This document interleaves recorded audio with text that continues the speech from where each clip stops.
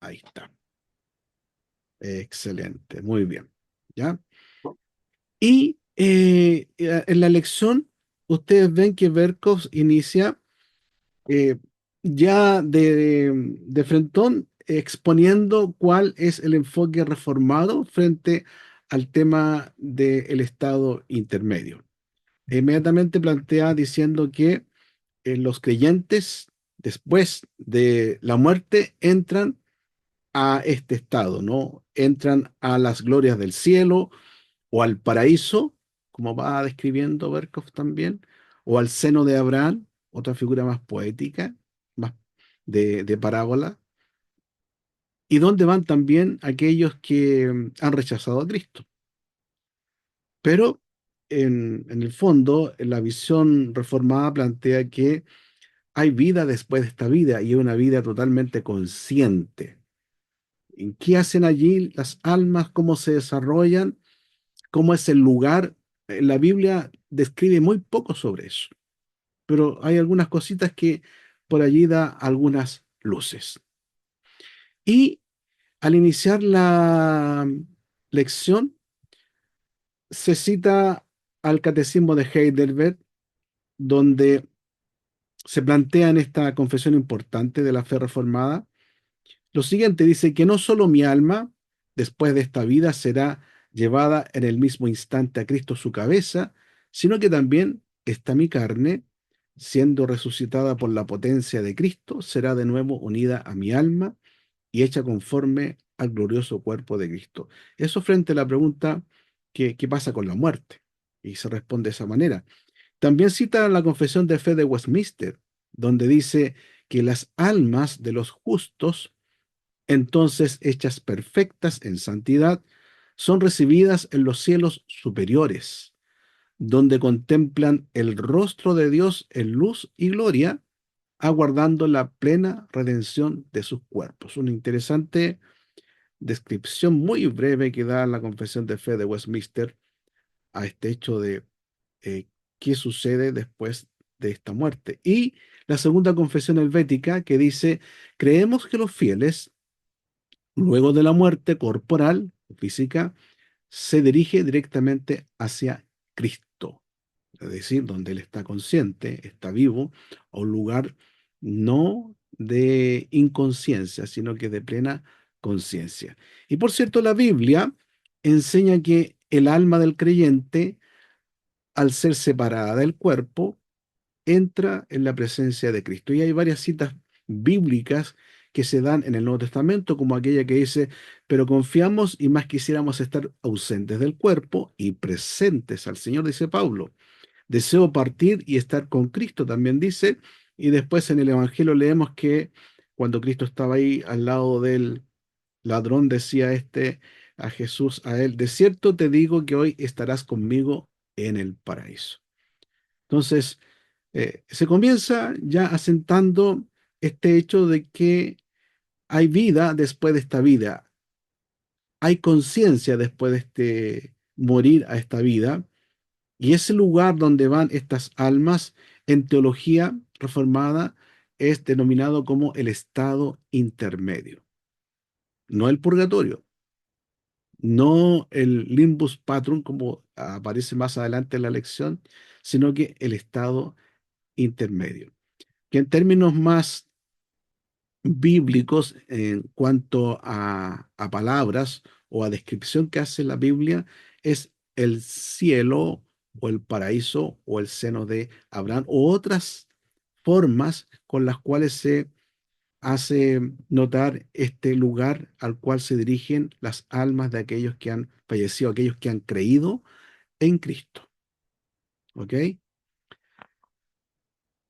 Bien, y después de esto entonces viene toda una descripción que hace Berkov acerca de 5 teorías que él va explicando sobre esto, ¿no? ¿Qué hay después de esta vida?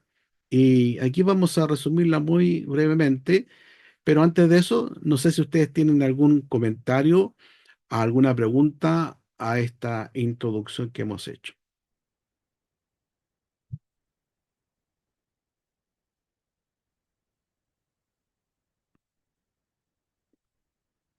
Perfecto, estamos claritos. El libro de Antonio Huquema, La Biblia del Futuro, también habla sobre el estado intermedio. Yo les recomiendo que lo lean porque él describe más claramente y eh, es más preciso en el uso de algunos términos que tiene Berkov aquí en la lección cuando habla del Seol, cuando habla del Hades, por ejemplo, cómo lo va relacionando Antonio Huquema también con las ideas hebreas que aplicaban ese término tanto en el Antiguo Testamento como también en el tiempo previo al Nuevo Testamento, ¿no? Es decir, ahí en el intertestamentario, el periodo intertestamentario que se le denomina, ahí también se utilizaba, pero empezó a utilizarse de una forma más amplia, de tal manera que en el Nuevo Testamento el Seol llega a distinguirse con el término Hades. Y eso tiene una connotación ya algo más profunda, así como lo va planteando Huckleberry en su libro, y yo les recomiendo que si quieren profundizar más, que lo lean. También les compartí en el WhatsApp un artículo sobre la muerte, entre la muerte y la resurrección, que es un artículo interesante que motiva, ¿no es cierto?, a aquellos que están pensando cómo animar a aquellos que están enfrentando la muerte. ¿Qué hay después de esta vida? Y el artículo interesante, un pastor que eh, no es de un enfoque teológico así tan profundo como Berkov o Huckema, pero lo que dice es bien interesante reflexionarlo y meditarlo. Ok, entonces la primera teoría, la idea moderna del Seol Hades. Esa, según Berkov, recordemos que Berkov está en el contexto de los años 40, 50, por lo tanto ya han pasado varias décadas, donde describe esta teoría, dice moderna, sobre el Seol y el Hades. ¿Y a qué se refiere con eso? Que es la idea que al morir tanto los cristianos y no cristianos descienden a un lugar intermedio que en el Antiguo Testamento se le denomina como Seol y en el Nuevo Testamento el Hades. Y en ese lugar no hay recompensa, no hay castigo, es un lugar donde como todo aquí está parejito, ¿no? No hay alegría, hay más bien quizá un poquito de tristeza, de abatimiento, hay una conciencia debilitada, como dice el tema aquí, el mismo Berkov, pero en el fondo hay conciencia, no plena, pero hay algo de conciencia. Y dice también que hay una inactividad adormecedora donde la vida ha perdido sus intereses y las alegrías de vivir se convierten en tristeza. O sea, un lugar que no es grato, parece ser, ¿no? Un lugar donde llegan tanto santos y pecadores. Esa, esta teoría que plantea aquí Berkov es una teoría, como les digo, que hay que verla en el contexto de los años 40, 50, y que hoy día quizás podría estar tomando lo que dice acá o descartando plenamente esta postura, porque hoy día hay muchos que piensan que no hay vida después de esta vida, ¿ya? Esa es la primera teoría que presenta, después presenta esta que ustedes ya bien conocen, el tema del purgatorio, el limbus patrum y el limbus infantum. Y esta tiene que ver con una postura netamente romana, que hasta hoy día en algunos sectores romanos más conservadores prevalece, pero hay un sector de la Iglesia romana que ya ha dejado de lado esta doctrina, pero hay un sector que sí aún la mantiene, ¿ya? ¿Y qué es lo que encontramos acá? Que según esta postura, aquellas personas que mueren y que han arreglado sus cuentas con los 7 sacramentos de la Iglesia romana, al morir sus almas se van directamente al cielo. Pero la mayoría de las almas que no cumplen estos sacramentos se van a un lugar llamado el purgatorio.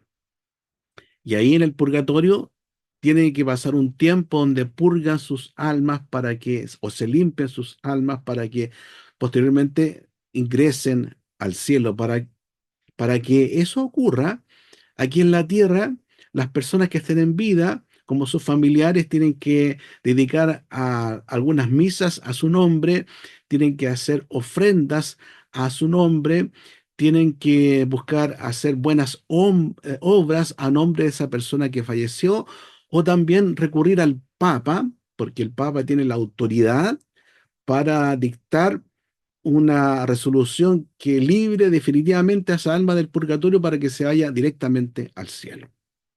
¿Ya?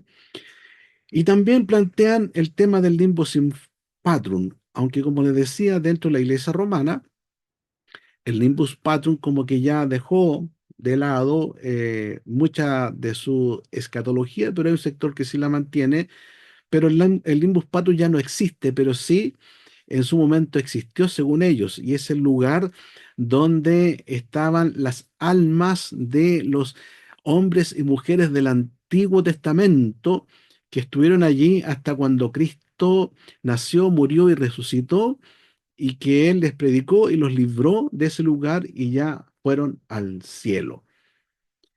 Y el limbus infantum es, según la doctrina romana, esta supuesta morada donde están los niños que no fueron bautizados.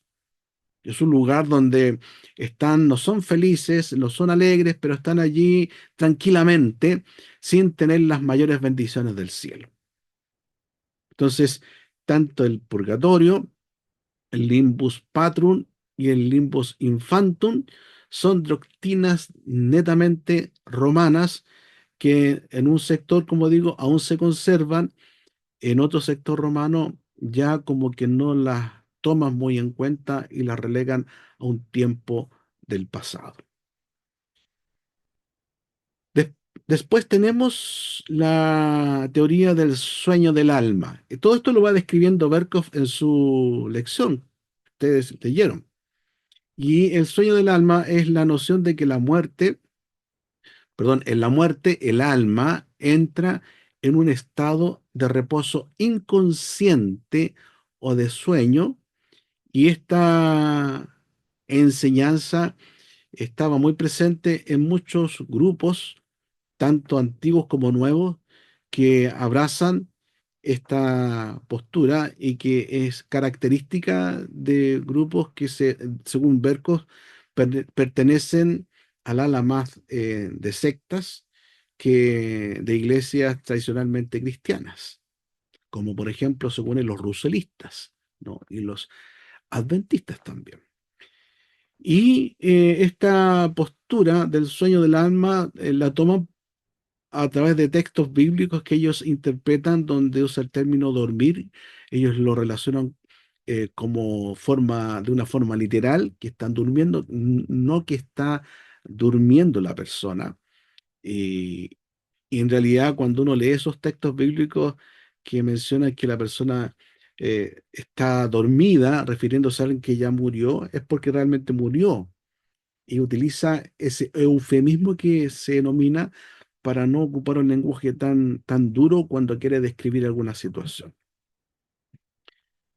Y en tercer lugar está la teoría del aniquilacionismo e inmortalidad condicional. El aniquilacionismo enseña que el hombre fue creado inmortal, pero que por un acto de Dios, quienes continúan en pecado son privados de la inmortalidad y finalmente son destruidos y son privados para siempre de la conciencia. En cambio, la inmortalidad condicional dice que el hombre fue creado mortal y solo los creyentes reciben el don de la inmortalidad en Cristo. Pero al final de cuentas, tanto el aniquilacionalismo como la inmortalidad condicional dice que el no creyente al final va a ser aniquilado, ya no va a existir más. En ambos está el mismo resultado. Y Y claro, buscan apoyo en la Biblia porque dicen que la vida eterna es un regalo de Dios que Dios le da a algunos. Ese regalo es cierto, pero lo relacionan con el hecho de que como el hombre fue mortal, algunos van a ser inmortales. Ese tema de la inmortalidad del alma también lo vimos ya anteriormente. Bien. En cuarto lugar está en lo que se denomina el segundo periodo de prueba. Este es el quinto lugar, ¿no? Porque me salté, sí. Este es la quinta postura. Que si Berkov denomina el segundo periodo de prueba.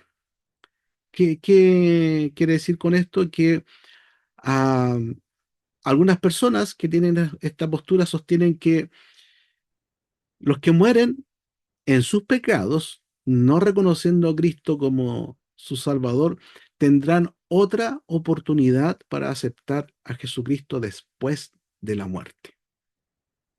Es decir, para ellos, ninguna persona va a morir sin que hayan escuchado el Evangelio de Cristo.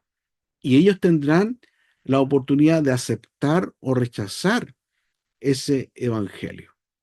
Entonces, en el fondo, lo que plantea este punto de vista es esta postura llamada universalismo, donde al final de cuentas se extiende la salvación para todos, pero que en el fondo va a depender de algunos, al final de cuentas, de qué van a aceptar, seguir a Cristo o no seguir a Cristo, pero que en el fondo, después de esta vida, la persona no es que se vaya directamente al cielo o al infierno, a salvación o a condenación, sino que entra en un estado de espera a que si no escuchó el Evangelio, se le va a dar la oportunidad de escuchar el Evangelio para que pueda tener la oportunidad de rechazar o aceptar.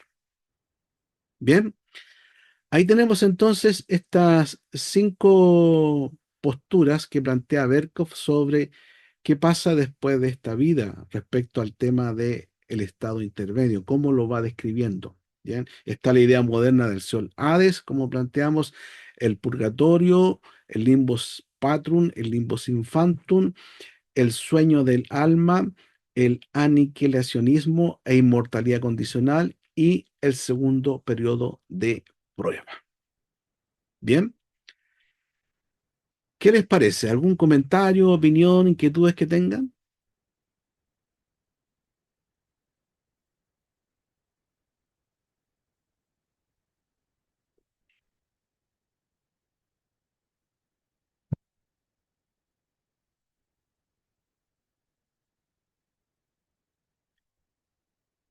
Vamos parejitos, parece, ¿no?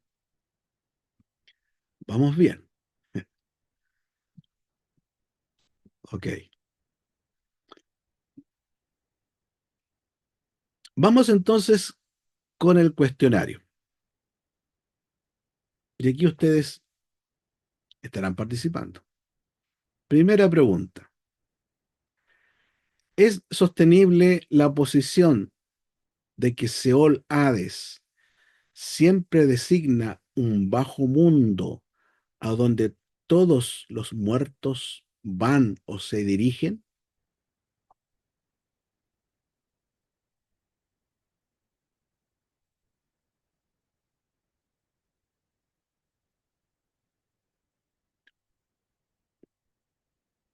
¿Qué respondemos?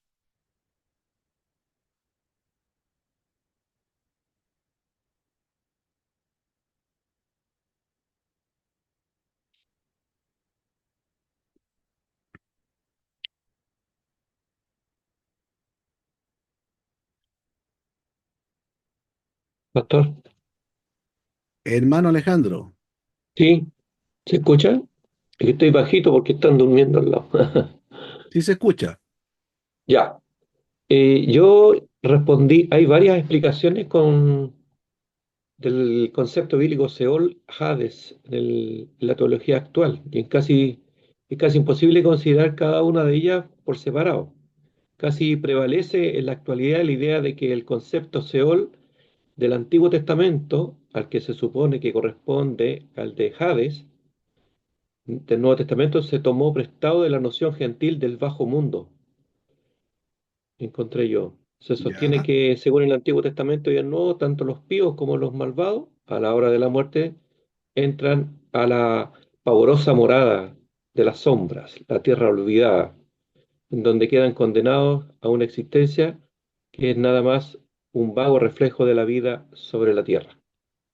ok. Sí, es el acercamiento que hace Berkov a cómo lo plantea en lo que es la filosofía hebrea del Antiguo Testamento para lo que es el Seol, ¿cierto? Y está bien, está bien. Y la pregunta es si es sostenible aquello, Eh, Pastor, hermano Giovanni. bueno, pues yo puse que no es sostenible porque no siempre se debe como interpretar que siempre el bajo mundo, tanto del Sheol como Hades, es general para todos, sino que hay una diferencia como clara entre el destino de los justos y de los impíos. De hecho, incluso lo podemos ver en Lucas 16, donde está el rico en el tormento y Lázaro como en el seno de Abraham. Entonces hay una distinción, hay una separación entre los justos y los impíos. Ok, bien, cierto. Aunque Berkov no es muy descriptivo, no es muy preciso marcar esta diferencia, si tú lees a Antonio Huquemas, sí marca una diferencia, ¿no? Entre el mundo de los impíos y de aquellos que han muerto en Cristo. Por lo tanto, no es sostenible una posición del Seol y Hades donde estén todos juntos, tanto es, salvos como no salvos, podríamos decir, tanto regenerados como no regenerados. Aunque en la filosofía hebrea había indicios de que iban todos a un mismo lugar, pero aún se plantea una diferencia porque hay pasajes bíblicos en los salmos donde se marca una distinción entre unos y otros.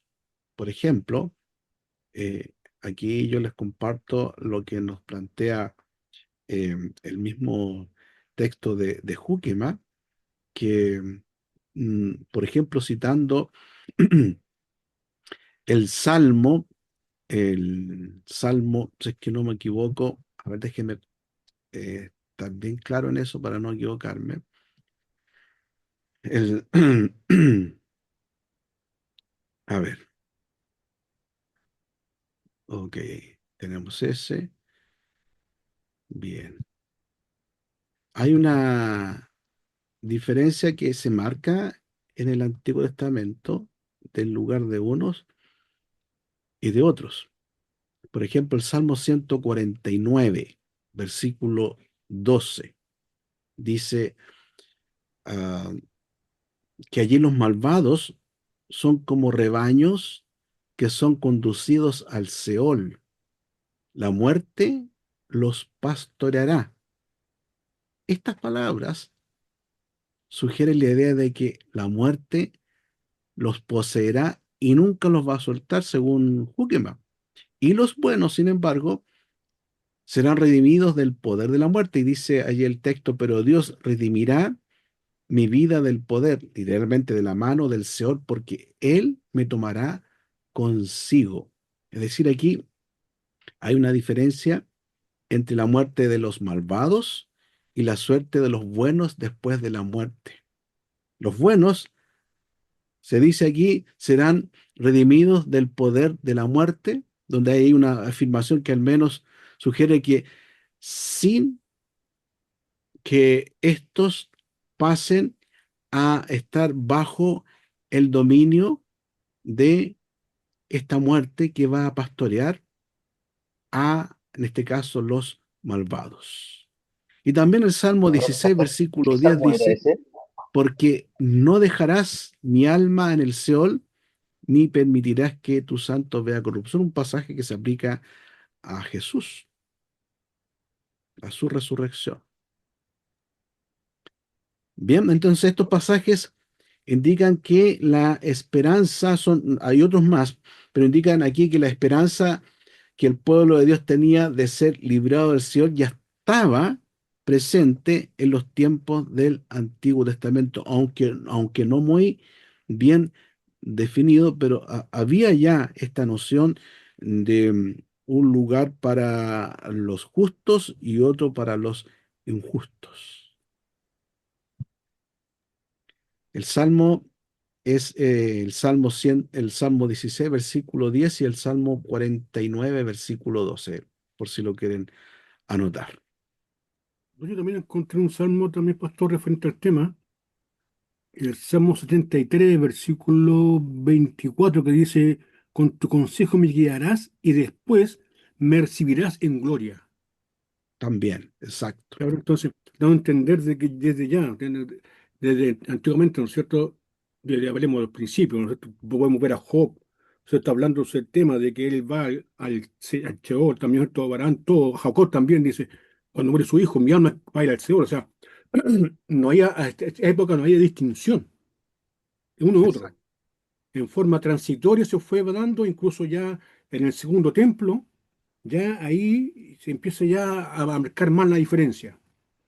Más la diferencia de que usted decía, de que ya hay un lugar para los buenos y un lugar para los malos. Por eso cuando Jesús explica con la parábola, todos lo entendieron, porque ya tenían ese concepto ya claro que venía en transición hacia ellos. Entonces, Exacto. por eso el cambio fue un cambio progresivo, o sea, no fue un cambio así de golpe, sino que fue con el tiempo. Mm. A eso se le llama una revelación progresiva. Así es. Muy bien. Otra pregunta. ¿En qué sentido se considera que el estado intermedio es nada más transicional? ¿En qué sentido se considera que el estado intermedio es nada más transicional?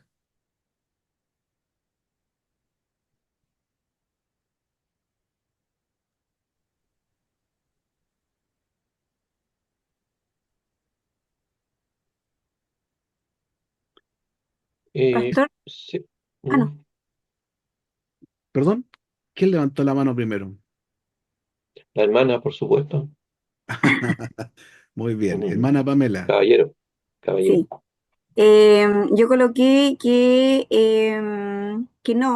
no es el estado final, es un estado intermedio, em, porque el alma está separada del cuerpo esperando que la resurrección y el juicio final. Por lo tanto, es un estado consciente y real, pero temporal en la anticipación al destino eterno completo. Vale. Ok. Cierto, ¿no? Por eso también muy bien, el término intermedio, porque no es definitivo. Hay un teólogo llamado Berkouwer que dice que el estado intermedio o el paraíso en este caso, el paraíso es transicional y el cielo es definitivo, porque marca una Mm. diferencia entre lo que es el cielo con lo que es el estado intermedio. Como que el cielo es lo definitivo, hablando del cielo nuevo y tierra nueva. Por lo tanto, según él, no hay que relacionar el estado intermedio o el paraíso con el cielo. El cielo es definitivo. El paraíso pertenece al estado intermedio. Eso es lo que nos comenta Berkouwer en su libro sobre escatología. Mm.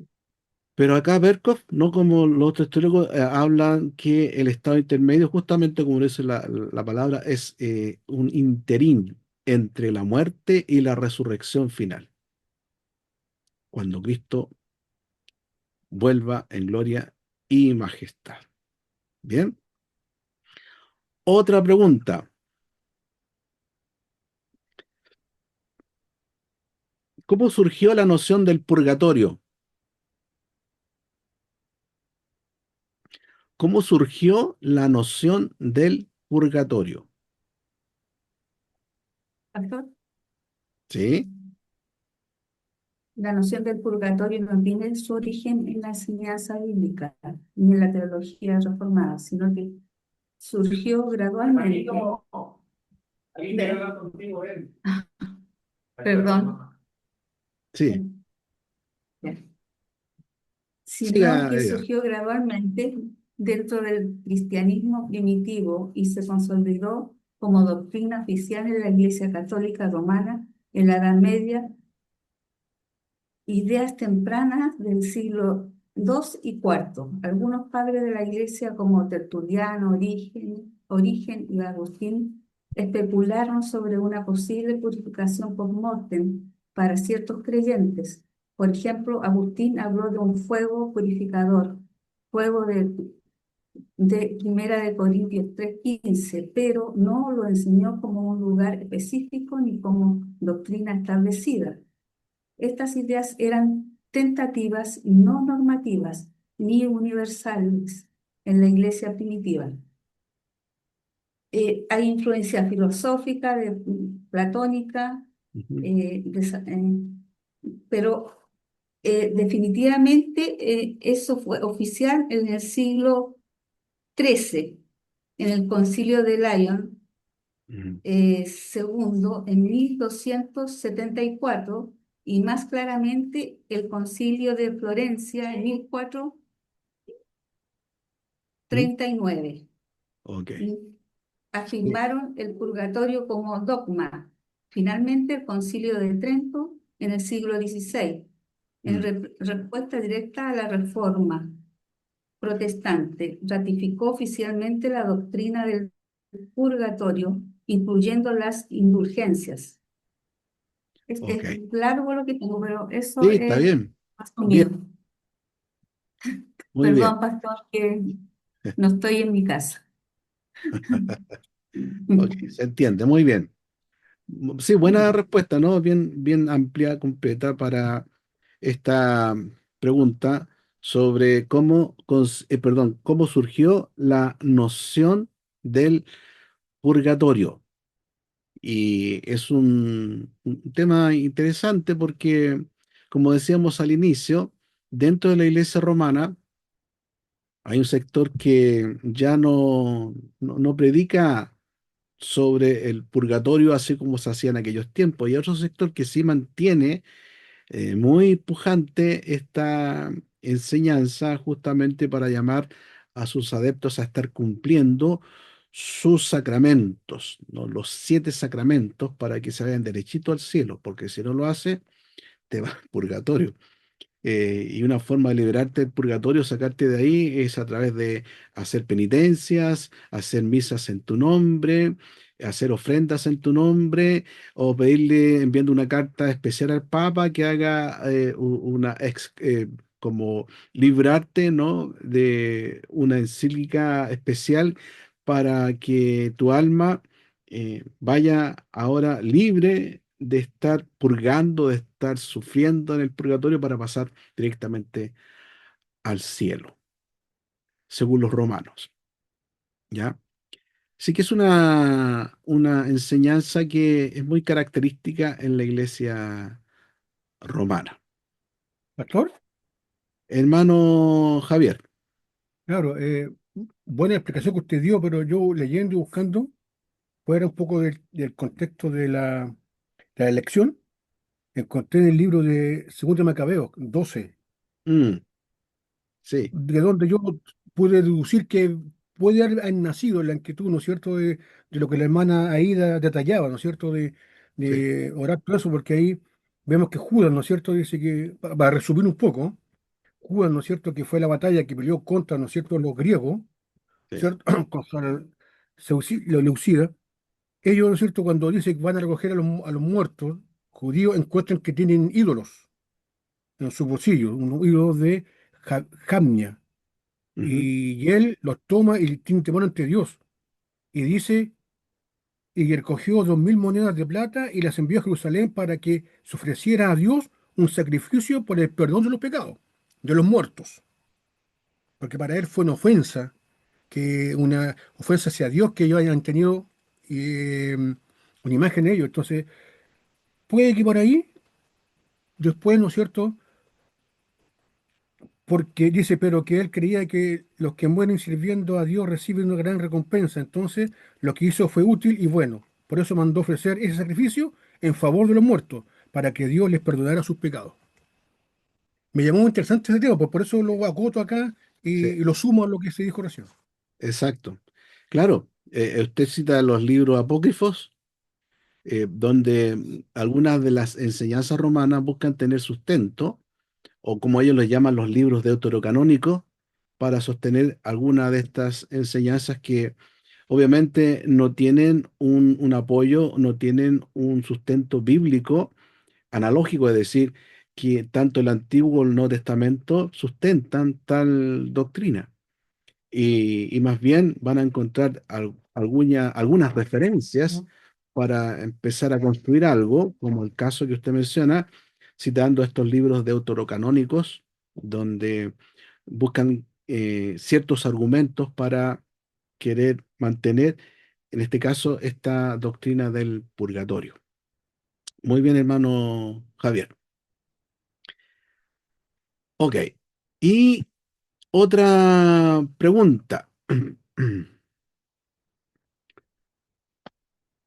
Dice, ¿debemos aceptar que el justo y el malvado a la hora de su muerte entran a alguna morada temporal o provisional y que no quedan introducidos de inmediato a su destino eterno?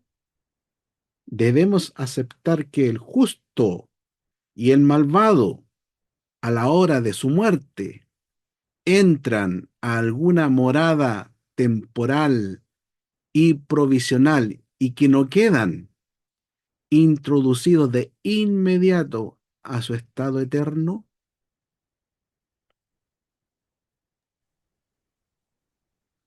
Mejor, Sí. no debemos aceptar la idea de que el justo y el malvado entran en una morada temporal y provisional al morir, como si estuvieran en un estado incierto o intermedio en cuanto a su destino eterno. La enseñanza es clara en cuanto a que en el momento de la muerte el alma del creyente va inmediatamente a estar con Cristo y la del impío es separada de Dios en espera del juicio final. Fundamento bíblico: la Escritura enseña que el alma va inmediatamente a su destino eterno, aunque no su estado final y glorificado. En Filipenses 1:23, deseo partir y estar con Cristo, lo cual es muchísimo mejor. Mm, Pablo no espera un lugar intermedio, ni un sueño del alma, sino una comunicación inmediata con Cristo tras la muerte. En 2 Corintios 5:8, sí. peregrinos más bien, preferimos más bien estar ausentes del cuerpo y habitar con el Señor. Ujú. Ausencia del cuerpo equivale a presencia con el Señor sin demora. Muy bien. Y hay Gracias. varios más. Sí, está bien. Muy bien. Muy bien. Entonces, ¿se debe aceptar esta postura en que el justo y el malvado entran, o sea, que no entran, perdón, inmediatamente a su estado eterno? No, según lo que comenta Berkhoff y lo que nos recuerdan nuestra hermana Aida. Eh, ¿Qué opinan ustedes sobre eso? Porque hay una diferencia entre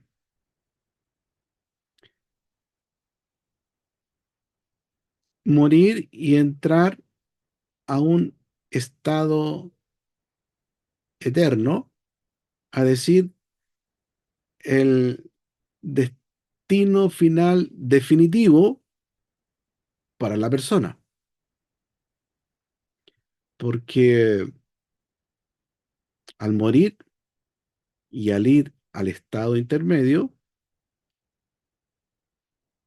hay una separación, como Berkov lo plantea, del alma y del cuerpo físico. El alma va al estado intermedio y el cuerpo fenece, se descompone, vuelve al polvo.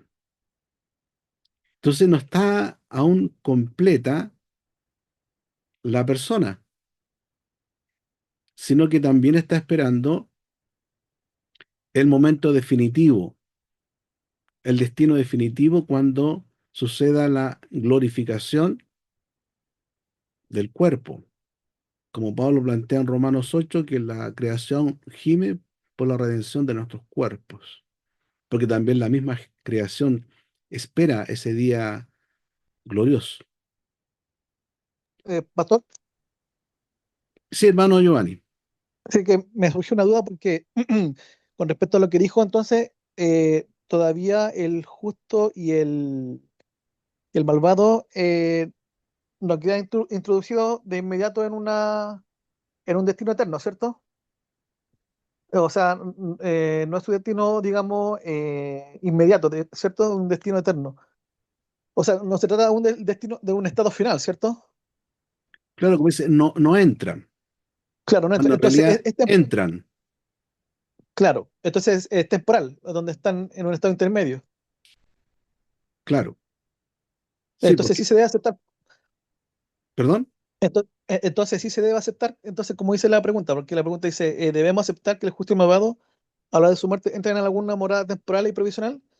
O sea, yo lo entendí que sí, porque incluso si estaríamos firmando el estado intermedio, que no es un estado, digamos, final, yo diría que sí, porque todavía, como dice, el justo todavía no está en su resurrección del cuerpo glorificado. Entonces, para mí, la pregunta sí se reconocería de que se debe aceptar como un tiempo, una morada temporal, ¿o no? claro. Sí, acá como que hay una, bueno, Berkov siempre tiene las preguntas medias complicadas y a veces las respuestas son más complicadas, ¿no?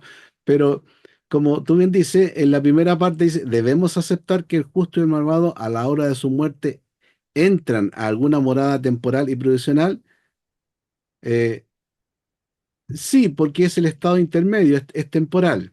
Claro, Y claro, después temporal. dice, y que no quedan introducidos de inmediato a su destino eterno, es decir, entonces no quedan introducidos de inmediato a su destino eterno. Si es temporal en cuanto al periodo de la muerte y la resurrección, porque aún no ocurre la resurrección final, Claro, sí, ¿cierto? Y lo sí, que tiene que ver con el juicio final también, porque ahí claro, está la sentencia final. Entonces, aquí después dice, y no quedan introducidos de inmediato a su destino eterno.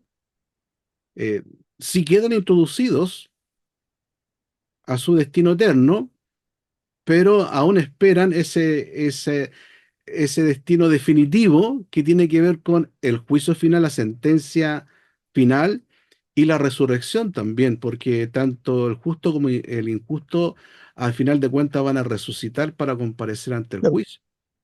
O sea, los destinos ya están sellados, o sea, lo justo con Cristo y Sí, lo impío en condenación. Pero como usted dice, claro, todavía no ocurre ese estado final donde es sobre la resurrección corporal y el juicio final que aún no va a ocurrir en claro, ese día. exacto, Claro, exacto. Bien, Pastor, es que no está en su estado final, claro, no están, glorificado. claro, aún no está en estado final porque el estado final viene posterior al juicio final. Sí. Y el juicio final aún no universalmente, audiblemente, visiblemente, no está. Vendrá. La Confesión de Fe de Westminster, el capítulo 32:1, dice que los cuerpos de los hombres después de la muerte vuelven al polvo y ven la corrupción, pero sus almas, las que no mueren ni duermen, teniendo una subsistencia inmortal, vuelven inmediatamente a Dios que las dio. Las almas de los justos, siendo entonces ellas perfectas en santidad, son recibidas en el más alto cielo, Claro, donde ven la faz de Dios en luz y gloria, esperando la redención total de sus cuerpos. Y las almas de los malvados son arrojadas al infierno, donde permanecen en tormentos y oscuridad absoluta, reservadas para el juicio del gran día. ok, cierto. Bueno, el tema del infierno no lo hemos tocado. El tema del cielo eh, tampoco lo hemos abordado de una forma más amplia, sino que hemos abordado acá el tema del estado intermedio,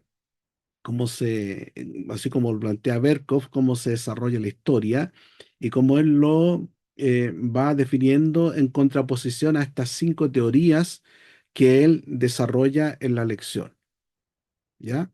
Entonces, el tema del infierno, el cielo, es un tema que brota también del estado intermedio, pero no lo hemos desarrollado más plenamente, sino que tan solo aquí lo hemos mencionado. Lo que hemos dicho y compartido es cómo Berkov aborda el tema del estado intermedio. Y para Berkov, el estado intermedio es un lugar donde están tanto por un lado los justos y por otro los injustos, pero ambos están esperando lo mismo al final de cuentas, que están esperando el juicio final, la resurrección final, la venida de Cristo. Y ya el destino definitivo para unos y para otros se va a dar en ese momento, aunque para nosotros no debe eh, llevarnos a dudar de cuál será nuestro destino como creyentes. Ya está definitivo, podemos decir, en la obra que Cristo hizo por nosotros.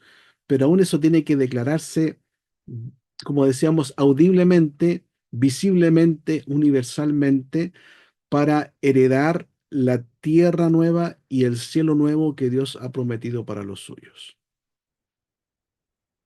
Así Pastor, que, mientras usted hablaba, me vino a perdón, la mente Apocalipsis 20, ¿no es cierto?